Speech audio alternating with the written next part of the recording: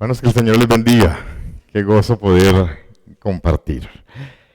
No es cierto, ¿no les parece que las conversaciones pesimistas con gente pesimista son como los virus, altamente contagiosos? Hoy les voy a hablar de Cleofas y su acompañante que salen derrotados a Jerusalén, de Jerusalén camino a Emaús. Y su diálogo es una letanía de quejas, de pesimismo, de desánimo. Yo no sé si se aguantarían 11 kilómetros de quejas. Impresionante. Qué conversación más deprimente. Salieron desilusionados, en depresión, acobardados, porque sus expectativas no se cumplieron. Porque los malos ganaron, porque nosotros perdemos. Habían perdido el tiempo, se equivocaron de llamado, tantas señales, tantos milagros, tantas experiencias emocionantes, tantas enseñanzas apasionantes del Maestro, y todo en vano. ¿Sería que Dios los había abandonado? Estos desconfiaban de las profecías, desconfiaban de las promesas. ¿Dónde está el Dios que cumple las promesas? Tanto pedir y Dios no responde. Nadie se esperaba este final. Estos quedaron más aburridos con el final de la película. Jesús se murió y se van.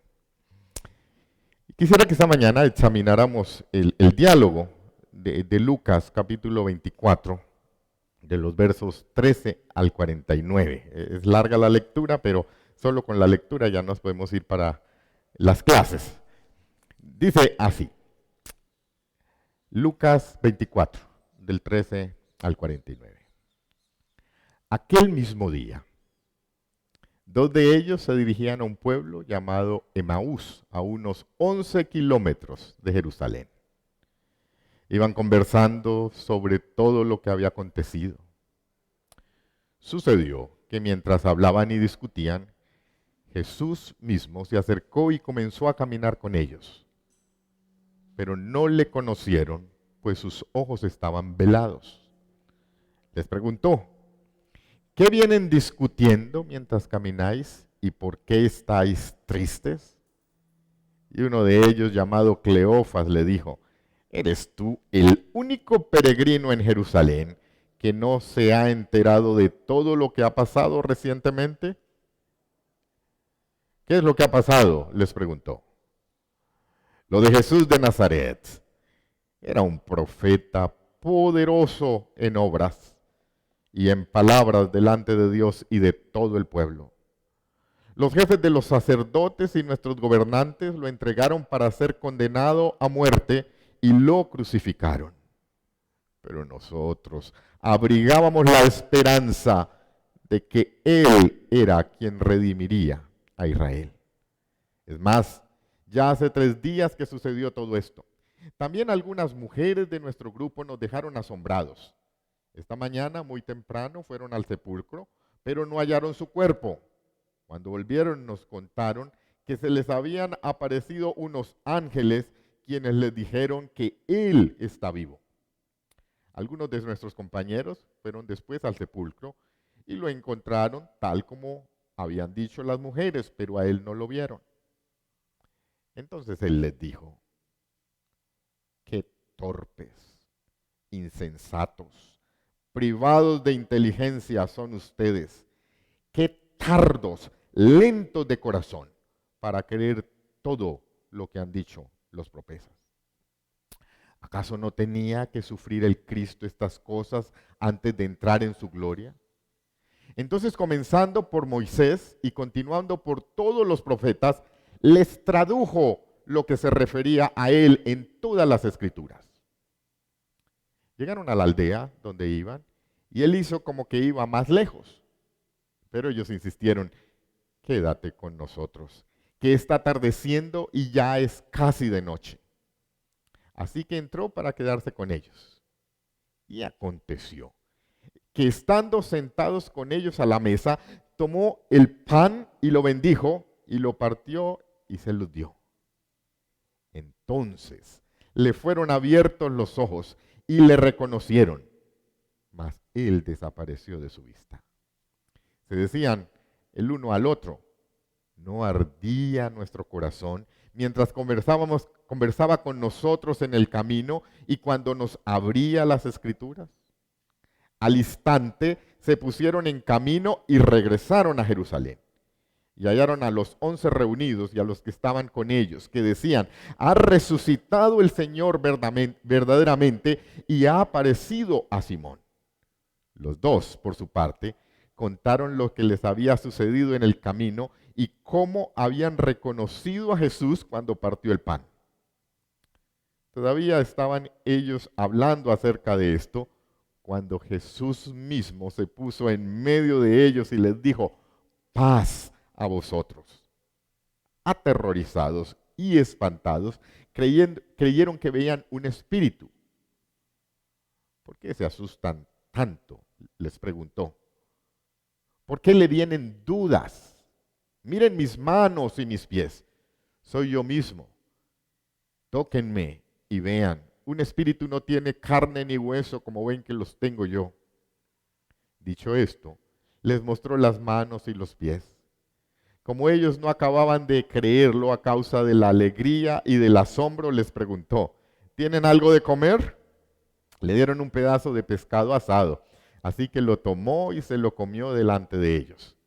Luego les dijo, cuando todavía estaba yo con ustedes, les decía que tenían que cumplirse todo lo que está escrito acerca de mí en la ley de Moisés, en los profetas y en los salmos. Entonces les abrió el entendimiento para que comprendieran las Escrituras. Y les dijo, así está escrito, y así fue necesario que el Cristo padeciese y resucitase de los muertos al tercer día, y que se predicase en su nombre el arrepentimiento y el perdón de pecado a todas las naciones, comenzando desde Jerusalén. Ustedes son testigos de estas cosas. He aquí yo enviaré la promesa de mi Padre sobre vosotros, pero quedaos vosotros en la ciudad de Jerusalén hasta que seáis investido del poder de lo alto. Qué belleza, ¿cierto? Una narración espectacular. Ahora, para los de mi clase de homilética, les digo la idea homilética. Me dice el pastor Raúl, ay, Luis Eduardo, sus ideas homiléticas son más largas que las ideas exegéticas. Palabra y predicación son la respuesta eficaz frente a los sentimientos de decepción y desorientación generados en medio de nuestro caminar en situaciones de aparente fracaso. Palabra y predicación. En esta mañana vamos a abordar, en primer lugar, las expectativas de estos seguidores. En segundo lugar, en un bloque vamos a mirar el problema que se está citando. En un tercer lugar, la solución al problema. Y termino con 3 invitaciones para la comunidad. ¿Listo? Una de las primeras expectativas incorrectas que yo veo en el diálogo de estos caminantes es el concepto que tenían de Jesús, el Nazareno. Versículo 19. El Nazareno, el que viene de esa aldeíta por allá en Galilea. El mismo Felipe, cuando halló a Natanael, le dijo, hemos hallado al que dicen los profetas. ¿Y cuál fue la respuesta de Natanael? De ese pueblito puede salir algo bueno. O cuando Jesús está hablando en el Evangelio de Juan y habla a la multitud y empiezan todos, dicen, verdaderamente este es el profeta, verdaderamente este es el Cristo. Le dicen, ¿cómo puede el Cristo venir de Galilea. ¿Notan las expectativas de los caminantes? Para los caminantes de Maús, Jesús es el nazareno. Y el nazareno tiene un tufo a fracaso. El mismo gentilicio lo lleva a uno a pensar, pues, de ese pueblito que va a salir algo. Lo otro que uno nota en las expectativas que tenían del Mesías se da en el mismo narración de la crucifixión. ¿Quién era el Mesías que tenía que venir? Y lo manifestaban en dos afirmaciones. Es el Rey y es el Salvador. Todo lo que se salga de ahí es un problema para aceptar al Mesías. Estos no podían aceptar a un Mesías crucificado. No cabía en su mente. Eso lo vemos en la cruz. A otro salvó, que se salve si es el Cristo. Los soldados menean la cabeza y dicen, si este es el rey de los judíos y no se puede salvar y lo tenemos clavado en una cruz impotente, así no puede ser el Cristo. Aún los malhechores le decían, si tú eres el Cristo, sálvate a ti mismo. ¿Cómo es que el Cristo no se puede salvar? Su concepción del Cristo no cabía en el Cristo crucificado. Entonces ahí tenemos una primera expectativa.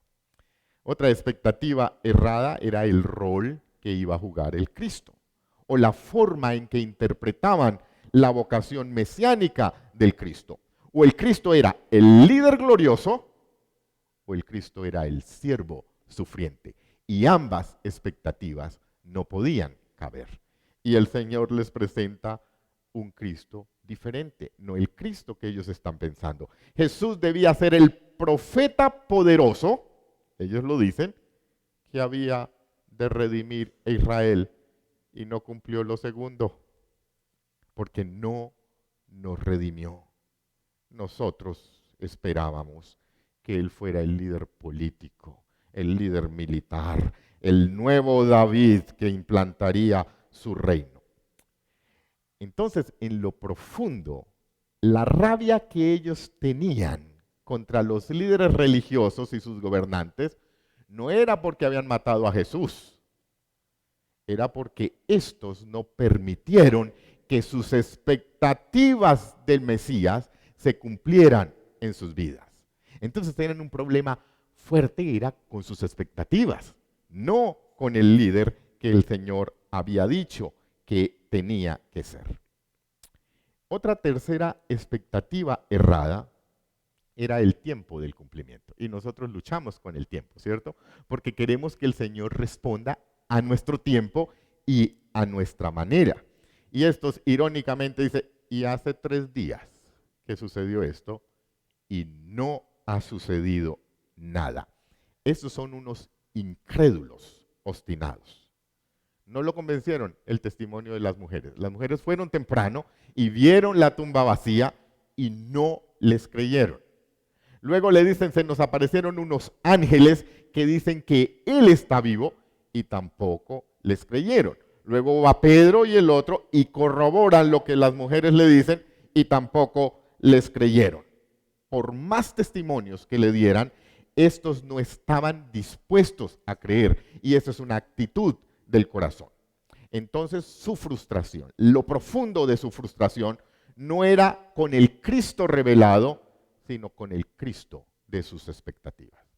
Y ese es un grave problema, porque nosotros ponemos expectativas al Cristo y no aceptamos al Cristo revelado. ¿No les había dicho el Señor en Lucas que el Cristo tenía que padecer? Es necesario que el Hijo del Hombre padezca muchas cosas, les dice el Señor, y sea desechado por los ancianos, por los príncipes, por los sacerdotes, por los escribas, sea muerto y resucite al tercer día. Y no escucharon ese mensaje. Y aquí subimos a Jerusalén, les dice el Señor, y se cumplirán todas las cosas escritas por los profetas acerca del Hijo del Hombre, pues será entregado a los gentiles, será escarnecido, afrentado, escupido, y después de que le hayan azotado le matarán, y al tercer día resucitará. pero ellos no comprendieron lo que el Señor les estaba diciendo. Entonces, sus expectativas no permitieron oír lo que el Señor les estaba diciendo, que era el ministerio del Cristo. Tenemos aquí el gran bloque de expectativas. ¿Qué expectativas nosotros tenemos sobre el Cristo? Y eso va a marcar la forma de nosotros comportarnos con el Cristo. Ahora miremos el problema. ¿Cuál es el problema que está enfocándose en este texto? ¿Saben que el problema de estos era un problema de lentitud? Lentitud para creer, eran tardos. Miren que el Señor a ellos no les reprocha, no les recrimina por no haberle reconocido en el camino. El Señor nunca le dijo, oiga, pero míreme, les aparecí y ustedes ni siquiera se dieron cuenta que era yo. El Señor ni siquiera les recrimina por no haber sabido leer las circunstancias. Él no les hace reclamo, oiga, pero ustedes sí no saben leer las circunstancias, no las saben explicar. El reproche del Señor es con la lectura de las Escrituras. Y creo que nos está hablando a la comunidad de exégetas. Ustedes están leyendo mal las Escrituras. Su problema es lentitud. Y miren las palabras con las que le señala el Señor. Insensatos, privados de inteligencia. ¿Cómo se diría en buen paisa, Gloria Patricia? Lentos de corazón para creer todo lo que los profetas han dicho. En mi humilde opinión, creo que uno de los problemas principales de esta generación es el problema de lentitud para creer. Porque hemos reducido y algunas veces hemos fragmentado la fe. Y consideramos la fe solo conocimiento. Y desechamos la parte afectiva, la parte personal, la parte holística. Y ese es el problema de ellos. Tardos para comprender lo que dicen las Escrituras. Ahora, la mala noticia es que no solo era para ellos. Si uno se pone a pensar en uno dice, somos igualitos. Nos cuesta ser prestos para interpretar. La solución, tercer bloque. Entonces, comenzando por Moisés, continuando por los profetas, le traducía, dice el versículo 27, lo que se refería a él en todas las Escrituras. Me impresiona cómo el evangelista usa este verbo, traducir. Porque da la implicación de que este no entender y esta lentitud para entender las Escrituras era similar al proceso de traducir el mensaje a una lengua diferente. Y este es el gran peligro que ellos estaban enfrentando. No creer a la palabra era el peligro o es el peligro más grave al cual nos enfrentamos nosotros como cristianos. Primero, porque destruye el fundamento de la fe. ¿Sobre qué se basa la fe si no es sobre la palabra? Y erradica, elimina todo vestigio de esperanza. ¿Sobre qué se va a construir nuestra esperanza? Y por eso la explicación del Señor saca a la profecía de la ambigüedad y señala su cumplimiento adecuado y la expectativa adecuada a las Escrituras. Porque para la fe todo es claro. Las Escrituras son claras, la vocación del Mesías es clara, la vocación del creyente y de la iglesia es clara. Hay un predicador, se llama Salvador Gómez, es un predicador católico, y él habla del triunfo de la fe en estas palabras. La fe explica lo que la razón no puede explicar. Sana lo que la medicina no ha podido sanar. Espera lo que humanamente ya no se puede esperar. Alcanza lo que nuestras fuerzas no pueden alcanzar. Los que tienen fe se mantienen en pie cuando otros se derrumban.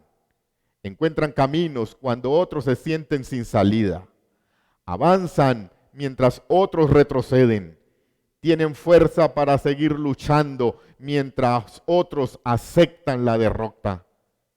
Tienen esperanza y creen en la eternidad cuando otros piensan que la muerte es el final de todo.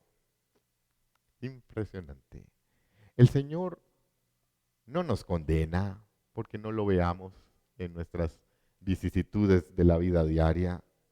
El Señor no nos condena porque no sintamos su presencia en algún momento de nuestras vidas, no nos recrimina por nuestros sentimientos de abandono. Aún Él se identificó con los sentimientos de abandono en el Calvario cuando dijo, Padre, ¿por qué me has abandonado? El Señor no nos condena por no ser los expertos en analizar el contexto y dar las respuestas que otros nos piden. No, el Señor no nos condena por eso. La esperanza no depende de sentir o no su presencia en el camino diario y angustioso. La esperanza no se da por interpretar bien la realidad. No es cierto. La esperanza se fundamenta en lo que está escrito, en lo que está escrito de Él. Eso nos da sentido, nos da fundamento a nuestra fe. Y ahí cobran importancia las palabras del apóstol, porque nadie puede poner otro fundamento que el que está puesto, el cual es Jesucristo. Los anabautistas digan amén, porque ese es el lema de los anabautistas. Entonces nos queda claro que el fundamento de la vida depende de lo que Dios dice y la esperanza no depende de las circunstancias en que estamos viviendo. Nuestra vocación, nuestra razón de ser depende de lo que dice la palabra de Dios. Cito a la rectora Elizabeth Sendet. No es mamón el que nos traza la agenda. No es mamón el que nos dice cómo hacer o no hacer el ministerio. Es lo que el Señor dice que nosotros debemos hacer. Recordemos Deuteronomio y díganlo de memoria conmigo. Y te acordarás por todo el camino por donde te ha traído Jehová tu Dios estos 40 años en el desierto, para afligirte, para probarte, para saber lo que había en tu corazón, si habías de guardar o no sus mandamientos, y te afligió, y te hizo tener hambre, y te sustentó con maná, comida que no conocías, tú ni tus padres la habían conocido, para hacerte saber que no solo de pan vivirá el hombre, más de todo lo que sale de la boca de Jehová vivirá el hombre. La persona y ministerio de Jesús dan sentido a nuestro existir, dan sentido a nuestro ministerio. El otro componente de la solución es la proclamación. Primero es la palabra, el segundo es la proclamación. Y miren el milagro que ocurre en este versículo. Ocurre un milagro. Los corazones lentos se transforman en corazones ardientes, en corazones encendidos.